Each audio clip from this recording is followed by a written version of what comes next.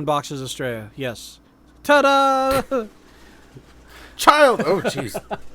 Tape. We're back at work, dude. I'm not excited. Okay, well, we're not going to get into the weeds of that, but you had asked me a question a few days ago. If I were offered furlough for another 2 weeks, would I take it? And I said no, Okay. and you were kind of surprised by that. Why would you take it? Right. More time to kind of work on the projects I want to work on. Okay, I don't want to throw you under your own bus, but did you work on any kind of projects? Yeah. Oh, you did? Yeah, I got a bunch done. Well, now I feel like an ass because I was... Yeah. Okay. All right, well, that's good. Yeah, Like, what would you get done? Yeah, I learned about some things. I wanted to learn more. Like, I wanted to learn about the Adobe Suite, but goodness gracious, they make that thing expensive. Yeah, they do. Unless you're a student. Yeah. Yeah. No, I may have found a way of getting it that doesn't involve pirating. Well, that's good. Doesn't. Thumbs up for that. Yeah, currently, as it stands, I got some things done, just not as much as I wanted to. And yeah, I have some other stuff I'd want to work on. I'm trying to push Maddie to start a bakery and start doing that kind of stuff. So that's been the last week or so has been just pushing that. Would you be her digital marketer? Heck yeah, I'd be her cookie manager, her cookie market manager, CMM. CMM, great. You'll have a TikTok for her and everything. Oh yeah, because you got to be on everything these days. Like if you want to be relevant. Oh yeah, you can't just be on Facebook or just Instagram. You have to be everywhere. Mm-hmm. Yeah. Yeah. Wherever you can reach us at everywhere. You can reach us everywhere, including snail mail and whatever else. You said that you were going to take an Instagram photo and post it on Instagram and whatnot. I haven't seen this. Right. That's one project you didn't get to do. No, no.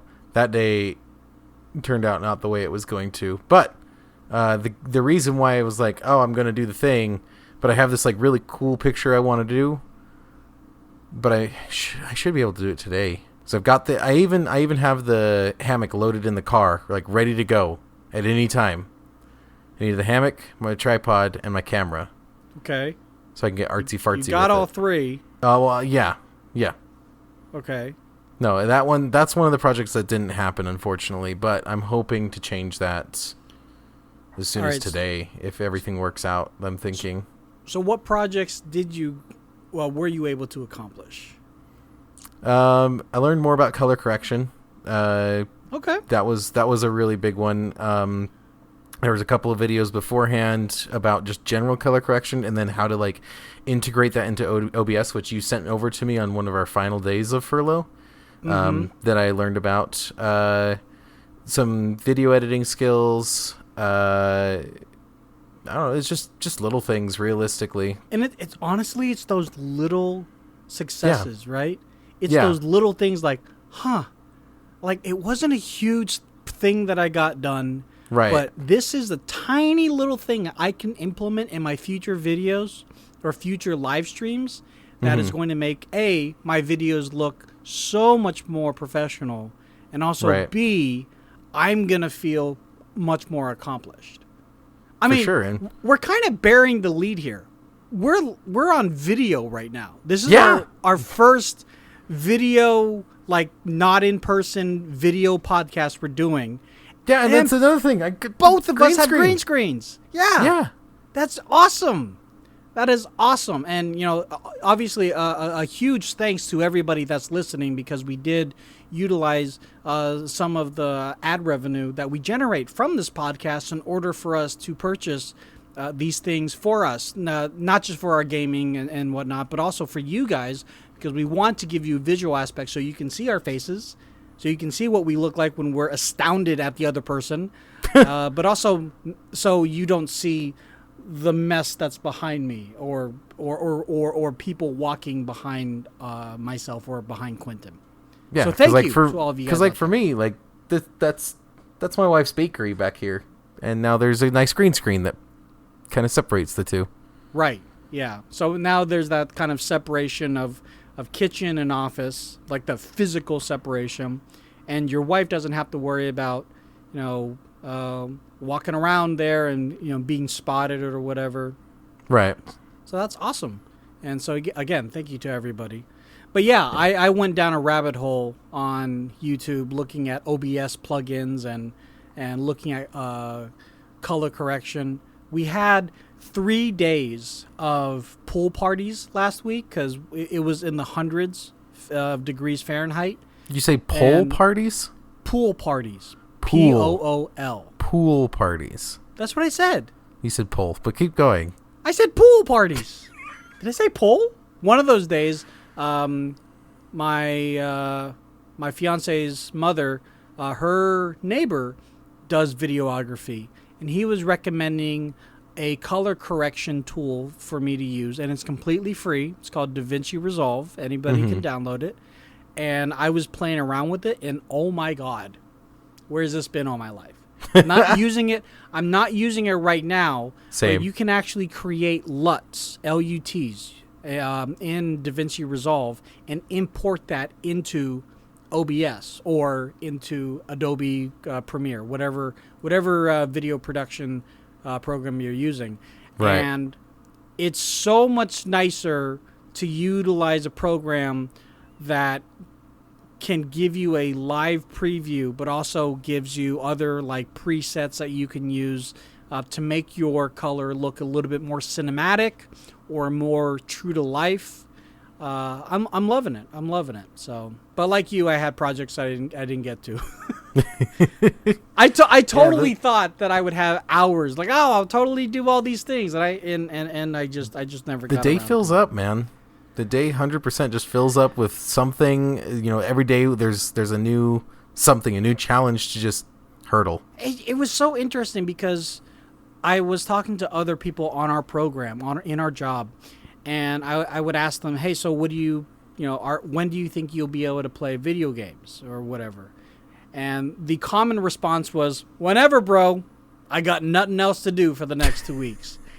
And more times than not, when I would reach out to them during our 2 weeks off, they said to me, sorry, I'm busy. I'm doing whatever. And I'm not ragging on them. I'm glad that they found something to do. For sure. But it was definitely interesting to see that our primary optics of 2 weeks off meant like 2 weeks of vacation or 2 weeks of recess.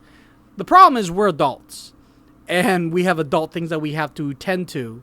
Right. And sometimes they are relevant to the house, to the family, especially, if you with our job, if you didn't have time to spend with your loved one, now you had more time and you wanted to take advantage of that time. Oh yeah. Full advantage. Like we've been going on more walks lately. We've been, just hanging out more, honestly. I mean, we got to use our hammock that we got like almost a year ago for the first time. That was pretty cool. The thing's a beast. It can hold 2 fully grown adults. I mean, you better be dating if you're in a hammock together, because talk about close spaces. You're just like, hello, how are you? Pretty much. I mean, you're on top of each other. So what's your name? I'm Quinnton. Oh, nice to meet you. I'm your neighbor. So one of the things that was happening in your neck of the woods was Google Fiber. So I want an update. What's going on with Google Fiber? So small news on that. They haven't. Like every time I go to check, they have a website you can go check, and it says the standard message is Google Fiber isn't available for this address. That's it. There's no and sign up for updates. Put in your email and we'll let you know. Sure. Which that's the end of it. Now they changed the message so it doesn't say exactly because I've looked at addresses that do have service and I've said, okay, what does it say when you do have service? And it comes up with the whole here's a sign up form, here's da-da-da-da-da. It doesn't do that, but it does say Google Fiber is coming to your neighborhood now when you put in one of our addresses. So as Lincoln Park would say, you're one step closer. Yes. Awesome. But no. but no ETA on actual like date of sign up. No ETA or anything like that, but that's specifically why I did not sign any contracts with Comcast or anyone else. Is I'm on a month to month, and it costs more money, but I'm like, I want to be able to leave on my own terms. If it's tomorrow, I want to leave tomorrow. No, that was definitely a smart move to go month to month. You must have put up a big fight for month to month, though, because I know around here, the words month to month are sacrilege. Like, you don't utter those in the store, on the phone. Like, why would you go month to month? That's so much more expensive. I'm like, I'm aware of this. I don't like contracts. It's like, oh, it's not a big deal. It's only 4 years or whatever. It's only most of the rest of your life. 30 years that goes by so fast. You sign a contract when you buy a phone. What's the big difference? Like, well, that's $1,000 item that I'm paying off. I'm not paying off anything with you. No, it actually wasn't too hard because I haven't talked to anyone from Comcast. I specifically went online and just used their online forms. They do bury it slightly underneath, like you have to uncheck like, no, I really don't want phone. No, I do not want cable. No, I don't want the package. No, I don't want your devices. No, I don't want that. Like, you have to go through line after line of, I don't want these things. I don't want these things. And then at the end you have to like, it's like, okay, well, it's this price. And then in like a little asterisk is like, this price is good when you sign up for a 24-month lease, for a 12-month lease, for an 18-month lease. And it's like, no, I want month to month. And it's like, okay, well, we got to start over, and all the boxes are going to recheck, so you got to uncheck all of them again. And I'm like, are you serious? So this was online or over the phone? Online. Wow. Yeah, so I went back through, I unchecked all the boxes again, I did all the things, and I finally got it to where it's like, okay, fine. You can sign up for month-to-month internet, but it's going to cost you. And I'm like, I know, but my plan is to say goodbye as soon as possible. And you bought the router as well, too, right? Or the modem? The modem, yeah. The modem is currently purchased. If all works out, hopefully I'll be able to it'll be within the return policy of the modem for where I bought it, and I can return it. Because like realistically, I haven't used it a lot. Like, I haven't like unfurled the cables or anything. I've kept the box in pristine condition. I'm trying to make it so like when I return it, it's not a big deal, because it's like, this is a temporary thing, which I could have rented it from them. But extended return policy for you? There's a extended return policy for many retailers for certain electronics. Okay. I wasn't aware of that. Yeah. All right. Yeah, it'll work out as long as this happens. Like, I think this month I should be okay. All right. Well, fingers crossed for you, man. Yeah, seriously. Hope it happens for you. Have you had any, other than the green screen? Have you had any other purchases that you've made, whether they be for your business, or for Maddie's business, potential business, or just something you're like, I really, really want this. Like our friend got a GoPro, and I know he has a business as well too, but he's also going to use it for funsies. Right. Did you make any purchases in the last week like that? Green screen, mic stand have been like realistically the big ones. I'm going to be getting a game capture card soon.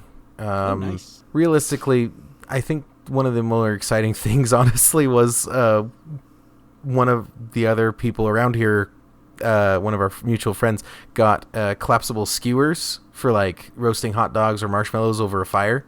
Okay. And like that was, I think, 2 days ago. We were sitting around the fire pit and roasting some sausages and stuff, which was nice, delicious. I can definitely picture that. It's funny, the collapsible skewer, the collapsible poker, I didn't know that it was a thing until I met Aurelia. Really? Yeah, before that, my experience of roasting marshmallows or really anything over the fire, like a campfire, was actually with a skewer, but it wasn't collapsible, so you were quite close to the fire. Oh, geez. Or you were, so it wasn't the safest of things. But, if that's your only experience, you learn how to be safe around those parameters, right? So now that I know that there are collapsible skewers, I was very excited because we have a fire pit in our backyard right now. There you go. Just like our friend, we can do a fire anytime unless it's raining. And we have done this fairly frequently, more frequently than I thought we would. And we've only done marshmallows for s'mores and whatnot. Mm-hmm. But upon cleaning out her mother's garage, because her mother's moving to Louisiana in about a year or so, we found more of those collapsible skewers. Dude. So we had 3 or 4. Now we have 4 more. So we have a total of 8 or 9. And so we're ready to party. I'm excited. There you go. And, if I can make a suggestion, chicken and apple sausage cooks really well over a fire. I will make a note of that because I had told her the other day I'm very open to having some sausages over an open flame if we can. Yeah. So, dude, they're so good. Yeah, I'm very jealous that you were able to do this over the past couple of days, but hopefully I will be able to be on the same plane as you of Sausage Cloud 9. Probably tomorrow night because Wednesday, because it's supposed to be around 100 Wednesday, and so it would be a nice warmish night Wednesday night. No, you want to know, honestly, a lot of the evenings of furlough have been taken up with going to a friend's house to exercise. They've got this little shed set up that has like a bunch of exercise equipment, and that's been what I've been doing like almost every evening, is picking up stuff and putting it down again. That is actually something I am very impressed with you, that you have stuck to your guns with doing that. Like, I know there was one day that you went to go and you guys ended up walking. But I mean, that alone as well, that's exercise as well too. You didn't just go to your friend's house and then kind of get discouraged because of one thing or another and just sat down on the couch and pet the dog. Like, right. You guys were still active.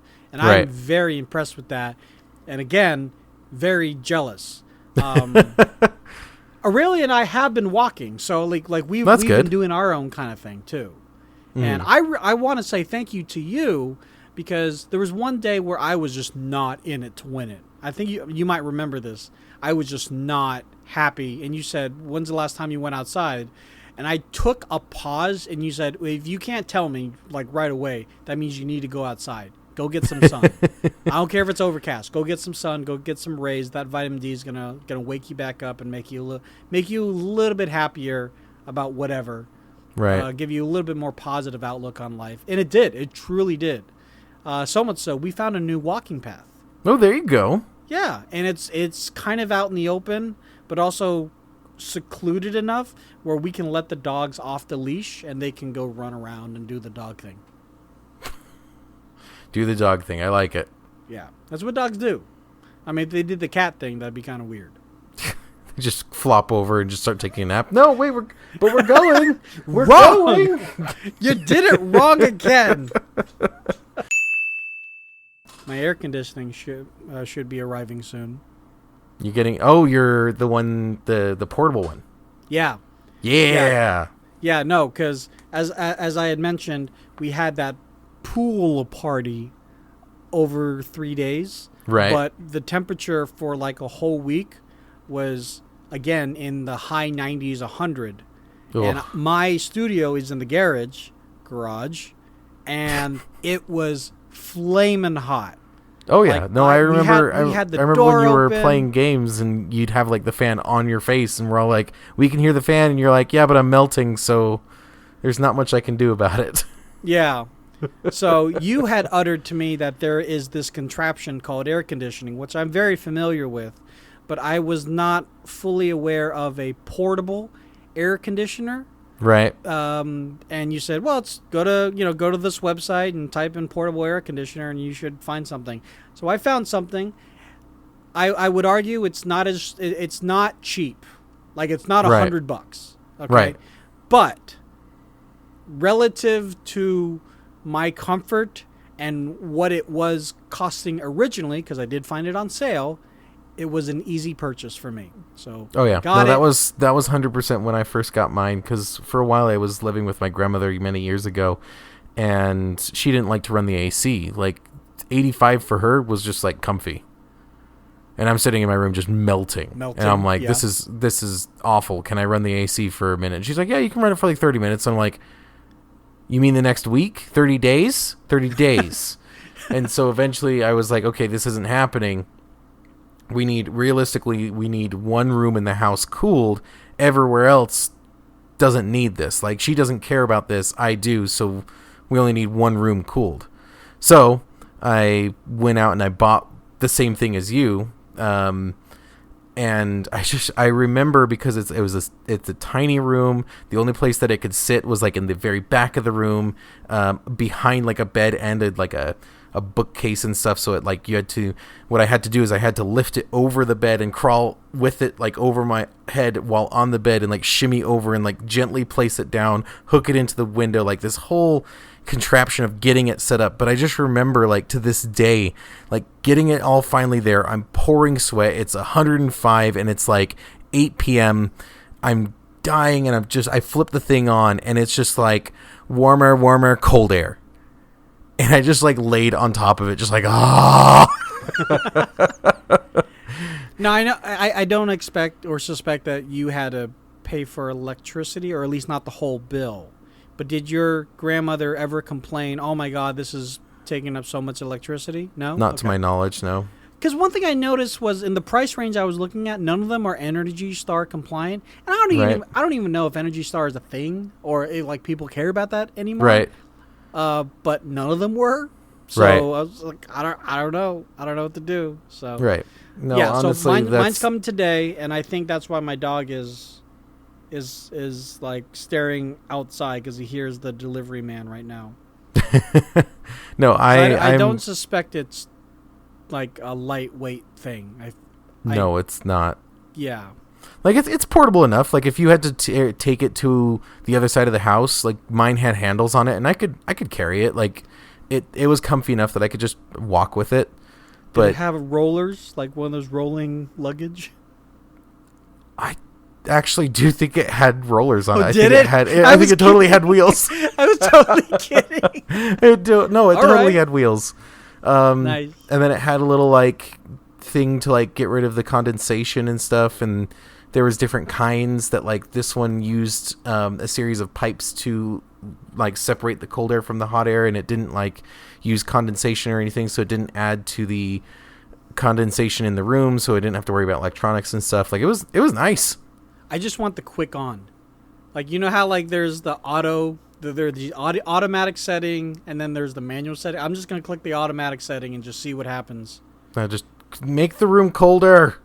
Yeah, seriously. Because right now it's not too bad. But I'm in this button down here. Which you don't need to be in. You could be in a t-shirt, but keep going. Okay, so I'm in this button down right here. And I will admit, it's not the most breathable fabric. All right? No way. No way. Although I do have a more breathable fabric button down I could have chose, but it's a little bit more formal. Anyways, my point is, with air conditioning, I would feel so much more comfortable. But the question is, how loud is it, and will this mic pick it up enough where it's annoying to other people watching the stream, watching this video, listening to the podcast? Right. I don't know. Well, I would probably say for the podcast you'll need to turn it off, but the for streaming and stuff, like I had an old pair back at the time. I had the 2012 Astros and had the thing on at full blast, not 3-4 feet from me, and it never picked it up. So I think you should be okay. Things have happened between now and the last time that we had a topic, and I want you to listen very carefully. Can you audibly hear the difference in what has happened in the last, realistically, 24 hours? On your end? On my end. If I turn up my gain really loud. Turn up your gain. Ow, that's really loud when you talk. You got your AC unit. I got my AC unit, and it's right there. And cut to shot of AC unit over there by the window. Huge shout out to my fiance for helping me set it up, because when I initially set it up, and it is going to be on because it's kind of muggy, but the AC unit is helping. I did not connect the hose that goes outside. Oh, good job. So what it does, for those who are not aware, is that it basically circulates both very cold but also blistering hot, warm air just in that vicinity, and then the warmth here's the thing: just is it's expands. It's supposed to take the hot air and put it outside, and take the cool air and put it inside, and kind of separate the two. But what you're doing is, without the hose, you're just like the two are firing into the same environment. I've created a warm front and a cold front, and a tiny tornado was forming. It could have been bad. Your daughter's being picked up. Ah! Oh, you're fine. You're fine. It builds character. No, but this is how it's working as intended. So I initially wanted it over there. We have to have it over here primarily because of the hose, and because we have to have an opening that leads out the window. And there is an apparatus that it does come with that can attach to a window.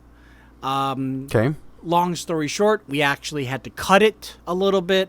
Oh, and Aurelia did her darndest, and she MacGyvered the hell out of it, and it is now up and beautiful. And if you walk by it, you will be shot with a blast of hot air.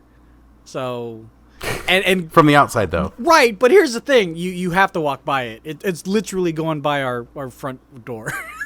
Like, you have to walk by, and you're like, holy! As people walk into the house, oh jeez, yeah, like, why? Oh god, why? Like, there might as well be fire coming out of it.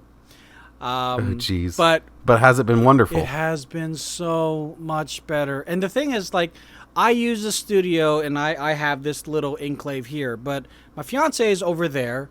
Her best friend and our roommate, our housemate, is over, like, I would say 3 feet away on her side of the table, doing not arts and crafts, sorry, but doing crafts and making things for Etsy and whatnot.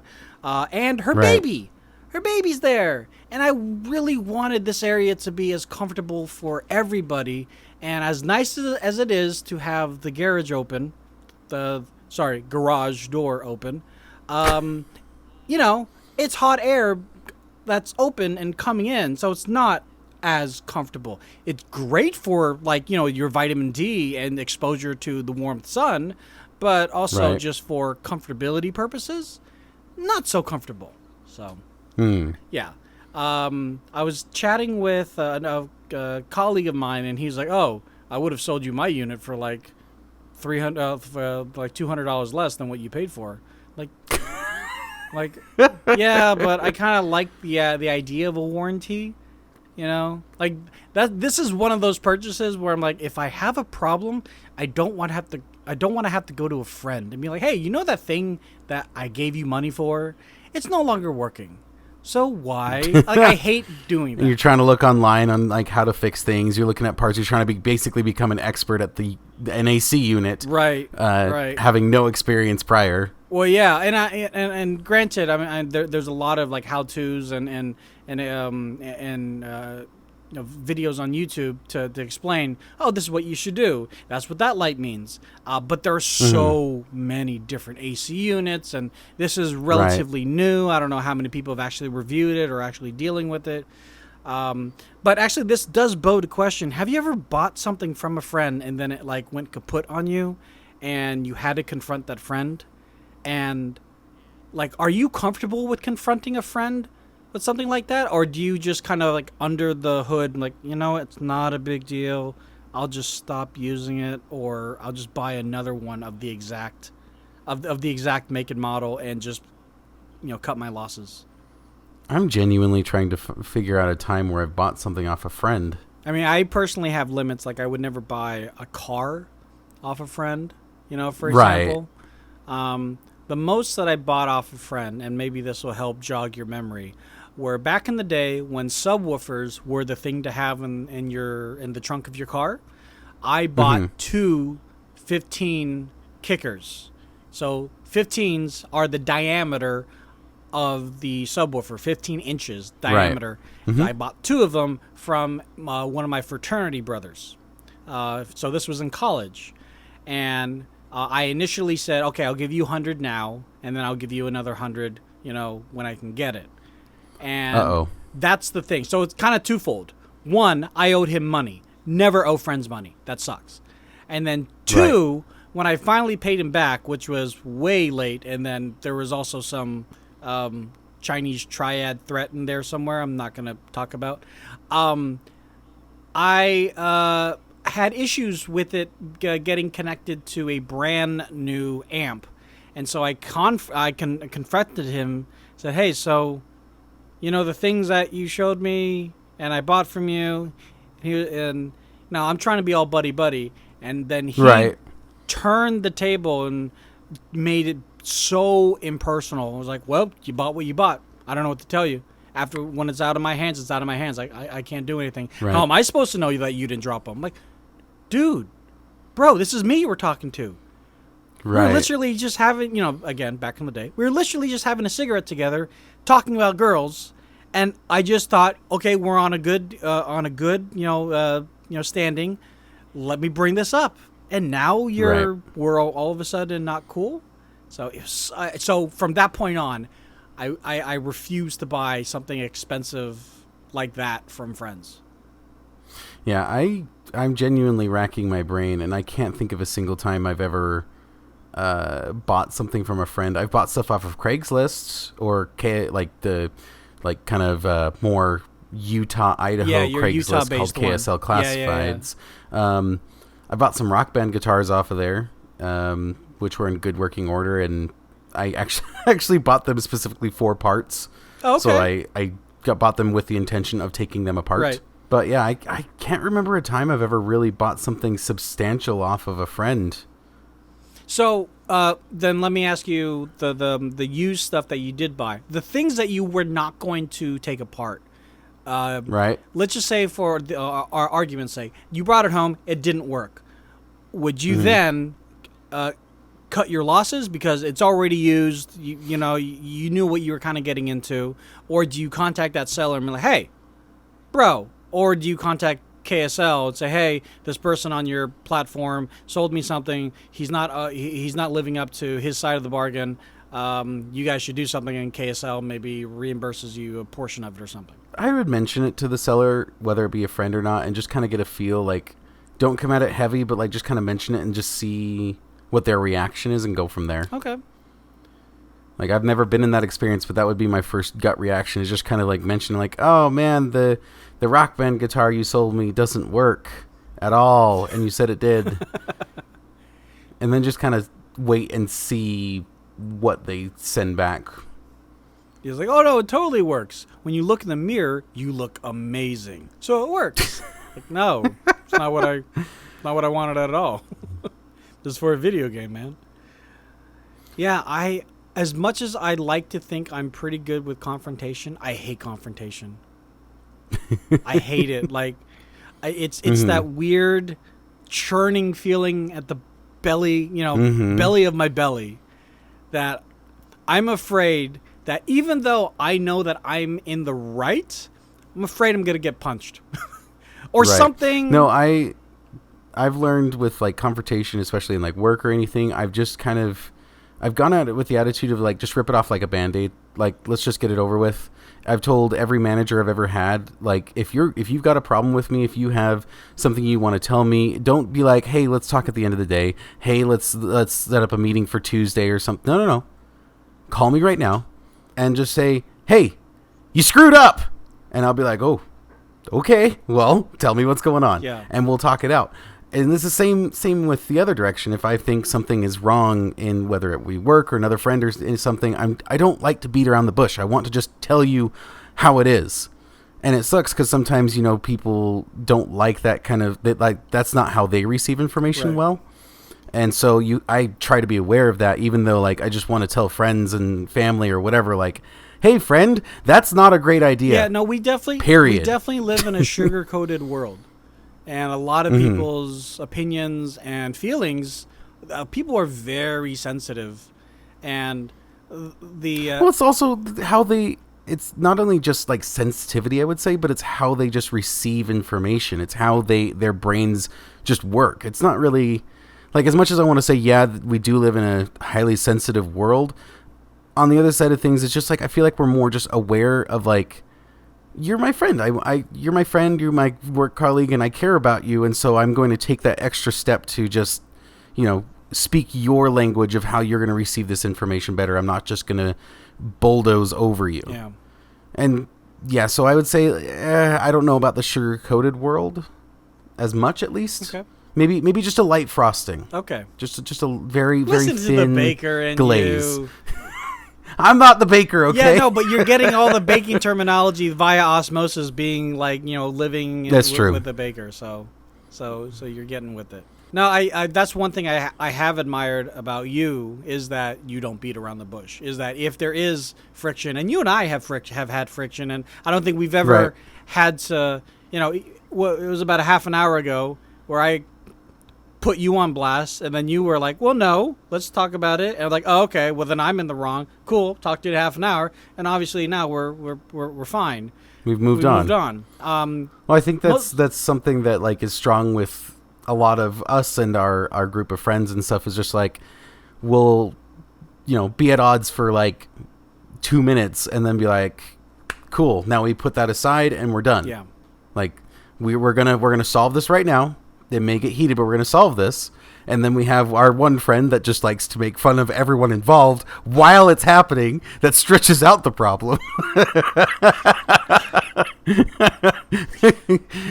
You know who you are. You need to stop this. No one is laughing with you or at you. We're just appalled. Appalled, I say. God. But nonetheless, it's you put it down and you move on. It's definitely interesting how people can be drawn toward drama, and as much as like, oh, I hate that kind of drama, they like poking the bear. Whereas I feel like with us, we're very efficient with our drama. We're like, you know what? I have a problem with you, person. Like, oh yeah, what is it? Well, this one thing that you said the other day didn't really sit well with me. Oh, well, I apologize. Okay, cool. Okay, we good? Yeah, we're good. All right, we want to get some rounds in? Yeah, I do. All right. Yeah. Now, I think also like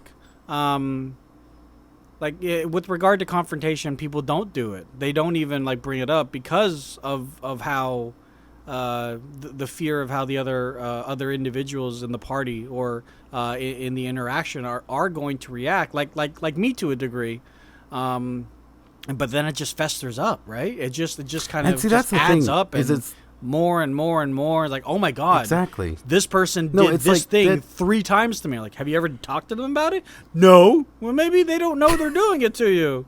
Have you thought about that? And see, that's the thing, is it's like, if you're not going to bring it up in any way, shape, or form, that's on you. You got to just let it go. Or that, yeah. Like if you're just going to let it sit there and you're not going to handle it in any way, and you're like, oh, they do this thing and it's super annoying, and it's like, well, have you talked to them about it? No. Are you going to? No. Well, then you need to let it go, because you are not going to solve the problem. Yeah, the one thing I've learned through either work communication or relationship communication is really just rip it off like a Band-Aid. Get it out of the way early and easy.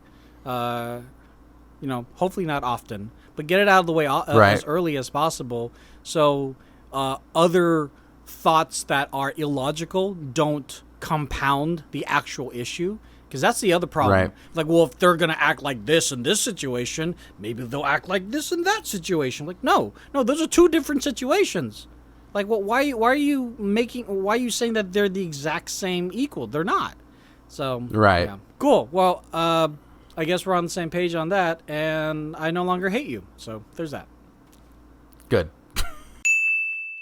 Have you ever been on lockdown before? Not like this. I mean, not like COVID, not like the riots, none of this. Yeah. This is nuts. It's weird, because when we came back from Utah, we were on lockdown, but it was like, okay, well, if we have to go out, you have to go out, fine. Now, it's like, if you have to go out, you need to have to go out. Because otherwise, I wouldn't go out. Like, there are certain counties around, certain cities, and specifically, like, my county, it's kind of unsafe. And while we're not going to get into the weeds of what's, like, actually going on and why it's actually going on, the nearby mall was completely ransacked last night. It's bad. So it definitely puts a dampener on, like, when my daughter comes over, like, hey, let's go do this. Nope. We're not going to go do that. You know what we're going to do instead? We're going to stay right at home. We're going to play some Minecraft Dungeons. We're going to play some Call of Duty. And we're not going to go anywhere. I mean, I don't think she'll be doing any Call of Duty anytime soon. But yeah, definitely Minecraft Dungeons. Definitely some Roblox. I know she was talking to me about VR, and I'm a little weary about introducing VR to her because of her age and because of, like, the... How old is she? Well, she's almost 8. And my concern is, you know, I mean, you and I, we were arguably certified in VR demoing for Microsoft. And one of the minimum requirements for demoing to a child is that they were minimum age of 13 because of the age and growth of their eyes and things of that nature. I thought it was 12, but keep going. It might have been 12. Either way, she's nowhere near those ages. And so she knows of VR, and she's done VR. She was doing a summer camp. I think I talked about it on the show. She did a summer camp in STEM where she was learning a little bit of coding, but also she was learning, she was playing VR on the PlayStation VR. So she has experience. She doesn't get motion sickness, but I'd say in moderation. Yeah, I guess. Just, you know, as a parent, I'm like, I think should be okay. Right. No, because remember, that was the whole... I mean, if you remember way back when the 3DS first came out, that was the whole big thing of, like, don't let your kids play with this thing because we're worried about their eye development. And then, like several studies came out and they're like, no, there's no problem. And they were just, like, covering their bases. So it was like, you know, more of a back end thing of, like, if something happens, it's not our fault because we told you to not do it. But, like, in realistic terms, unless your kid has an outstanding eye condition, you're fine, or unless they sit in VR for hours at a time, you're fine. Well, it looks like she needs glasses, actually. But that's a separate thing. That's still not an outstanding eye condition, but... True. Yeah, but... Yeah, I'd say in small quantities, as long as the VR headset fit her, because that was the other thing is when I had a PSVR for a month or two, I had some family members try it, and like they wanted their kid to try it, and their kid was younger than the 12 mark, and when they put the headset on, it didn't fit them. Even at the tightest settings, that headset still didn't fit them, and so I was like, okay, so it's not just an issue of development, it's an issue of, like, your head isn't big enough. Sure. No, I think for me, I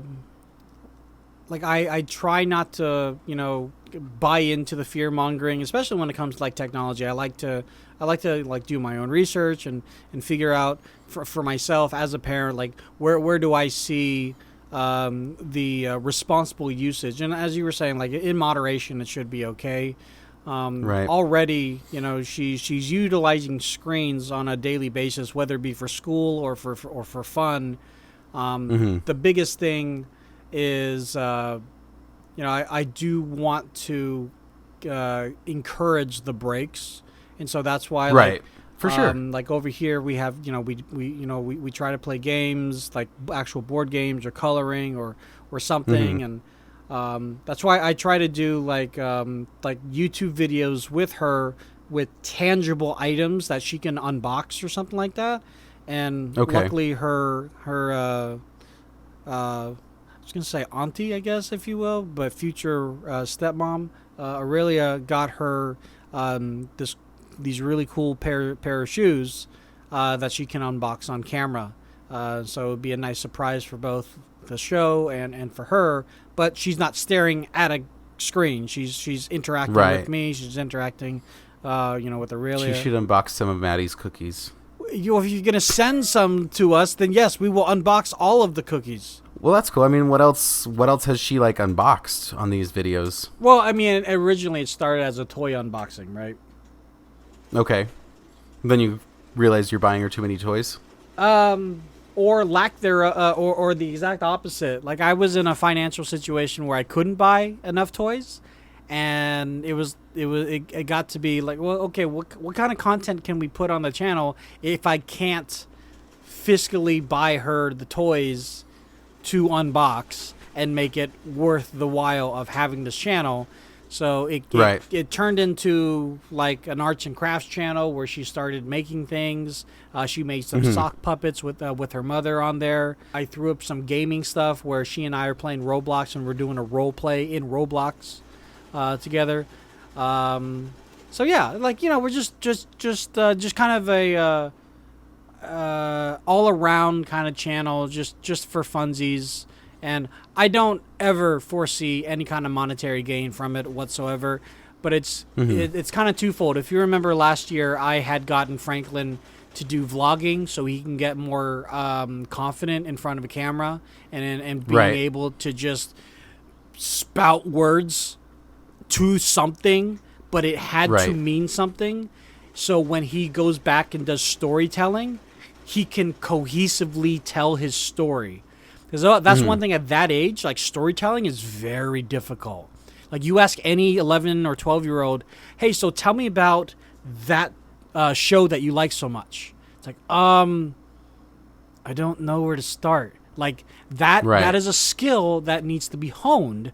And through vlogging for Franklin, it got a lot better. It ain't perfect, but it got a lot better, and he's much more like loose about like, I don't know, it's about these Gundams, and basically a Gundam is this giant mech, and it's set in the year 2037 or whatever, and it's like, oh, okay, cool.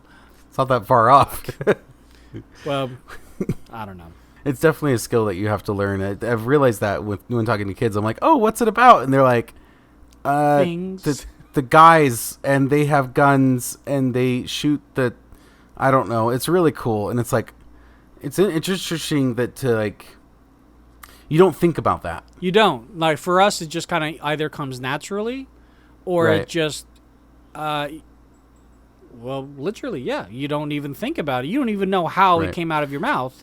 It just did.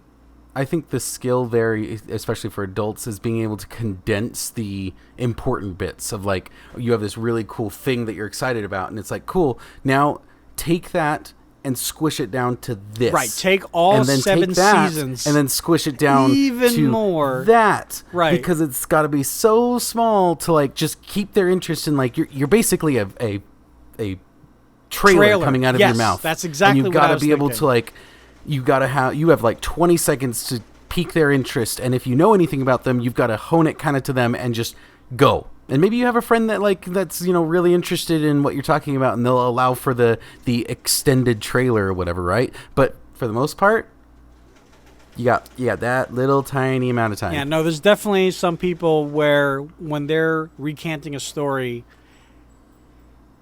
you're at the edge of your seat. And you're waiting, and there's unnecessary pausing, and you're like, why? Why? Spit it out. Come on. You're an adult. Let's go. Let's talk about it. Let's go. Like, there is pause for dramatic effect. You just have to, like, your timing has to be right. Timing if it goes is an art. Even a second, if it even goes a second too longer, far, it ruins it. It completely ruins it. No, it has to be just dead on. And then the other thing is that the people ramble, especially, like, it's more of like old people are known for doing it. Sure. Of, like, they start talking about, like, oh, well, it was a Thursday back in 1934. Was it a Friday? And it's like, that doesn't matter. Keep moving. None of that matters. Like, I promise you, it doesn't matter if it's Thursday in July or Friday in July. I don't care. All I asked you was, did you pick up milk? Well, yeah. It was blistering hot. Well, it was like 105 or 104. Well, it might have been 103 because it was a Thursday. And it's like, it was blistering hot. That is, like, the perfect amount of information. Just leave it there. But, like, it's actually something my wife and I have been challenging each other to do, of, like, when we're doing that, we catch ourselves doing that slight ramble, and we'll call each other out on it of, like, hey, you're doing the thing. Move on. Like, this is not pertinent information. Keep moving. Is that something that you guys started a while ago? Because I feel like you guys were doing something like that when Aurelia and I were there. Yeah. You'll see her and I, like, when we're talking, and like if somebody starts rambling, we'll just kind of do this like swirling motions with our hands of like, hey, you're like spinning out on your conversation. The other thing you need to roll out. What I like of how you guys do it is that although I did notice it, the way that Maddie did it was very much like Quinnton, and you're like, okay, but it was so like in the corner of what we were all doing that the only reason why I noticed was because of where I was physically sitting in proximity to both of you and your eye line. Otherwise, everybody else was like, da da da, no, like neither of you, because that's how people hang out, right? but neither of you were putting each other on blast. It wasn't trying to like one up the husband or one up the wife. It wasn't like this weird competitive. Oh, I can ramble less than you. I'm like, no, that's not the point here. We're trying to be better humans with their friends. Right. We're trying to improve, not. Right, not bring everybody down because of our ego or whatever. No, that's awesome. Hey guys, thank you so much. And if you're watching this, hello. Hold on. Just start there. Do this. What? A little higher with the there you go. Yeah, there we go. We're gonna try and do this on a bi-weekly basis. And the background might change. I might be able to get longer arms, because I obviously don't have an arm here. Quinnton's setup is beautiful, but we have to get him a better background that's more pertinent to just him overall as a human being and not just his gaming character. But otherwise, if you guys have any questions or comments on how we're doing all this, let us know in the comment section down below here on YouTube. Where can people find you, Quinnton? On Instagram and Xbox and Mixer at Firewall. You can find me in those places under Lazy Tech Tony. As I mentioned, we both have an Instagram for this show. We're also on Reddit, and we are found on every single podcast catcher, including Anchor, Spotify, iHeart, and many, many others. We'll see you guys in the next one. Bye! Oh, God, I thought I had it. Heart.